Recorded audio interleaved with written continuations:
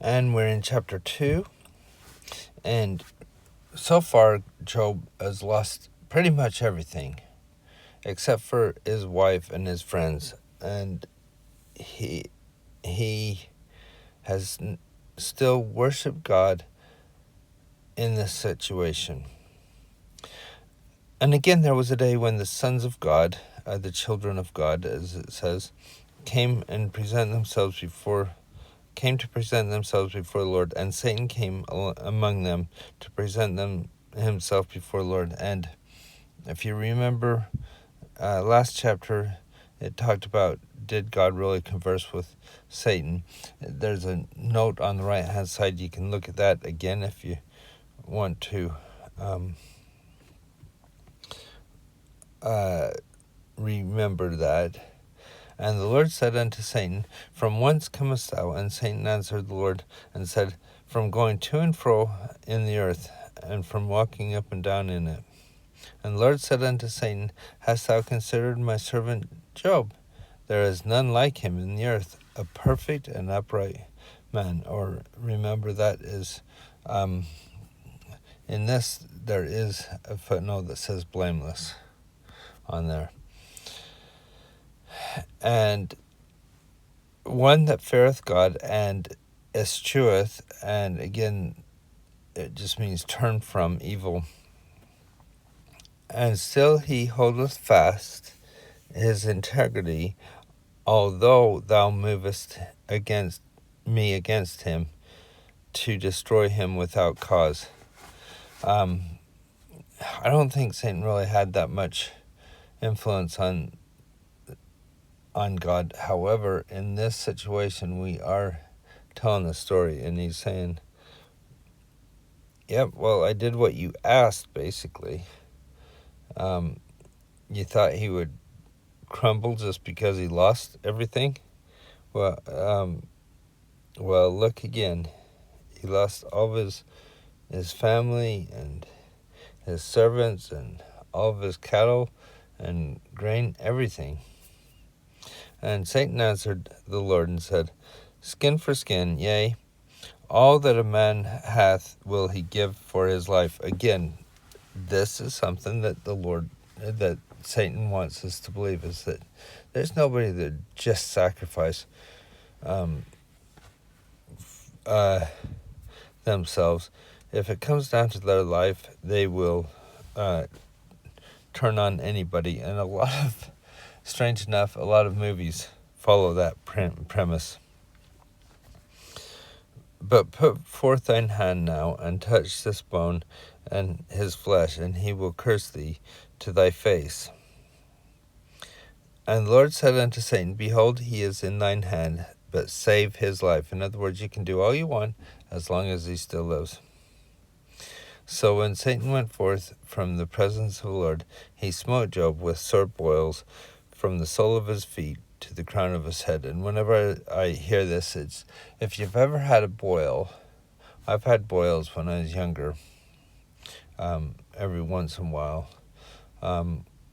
and they hurt, and some of them were severe and not very nice. And even, I think, after 30 years, I had one on my leg that I still can feel the indentation where it was. And it was not pleasant. This is a really horrible thing for him to have, but that's why it's in here.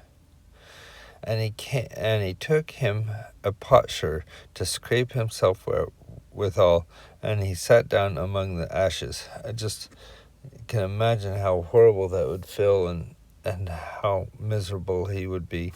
And his wife, then said his wife unto him, now remember, she's lost everything that he's lost up to this point, and now her own husband is covered in boils. Dost thou still retain thine integrity? Curse God and die. She is still mourning herself, and I think this is in the story mostly to to put in that idea, why not just curse God and die?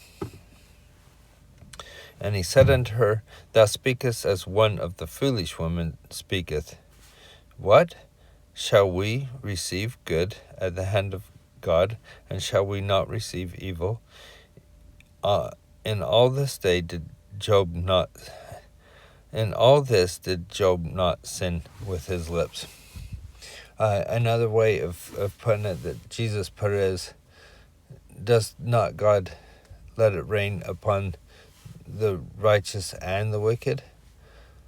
So if you're going to get one, why not the other? This, to me, this does answer the question of why.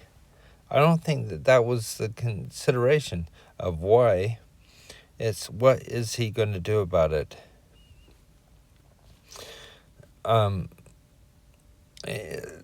We're living in a world where there's certain laws and things, natural laws, that we face. If you're speeding 60 miles an hour on a 30-mile-an-hour zone, there's a good chance you're going to wreck. Will you? I don't know. You might not, but you're making a better chance that you will. That sort of thing. His answer here was very good. And we don't see her, I don't think we see her again in here very much. This is just to see that even his wife is against him at this point. Now when Job's 3 friends heard of his evil that was come upon him, they came every one from his own place. Eliphaz the Temanite, Bildad the Shuhite, and Zophar the Naamathite. For they had made an appointment together to come and mourn with him and to comfort him. So they all came together for him. And when they lifted up their eyes afar off and knew him not, they lifted up their voice and wept, and they rent every one his mantle, and sprinkled dust upon their heads toward heaven. So they sat down with him upon the ground 7 days and 7 nights, and none spake a word unto him, for they saw that he grieved. His grief was very great. So for 7 days, 7 nights, a whole week, they just don't say anything. They sit with him. And this is such a good example, at least of, at one point, sometimes we just need to be there for people. We don't need to fix it. We don't need to do anything else. But being there is important. And sometimes it can show up in different ways. But don't think that we have to tell them things. We don't have to say, oh, things will be all right in the future or anything like that. Sometimes we just have to sit with them, and sometimes we have to cry with them. Mourn for those that mourn. Comfort those that stand in need of comfort. That's what their friends are doing at this point.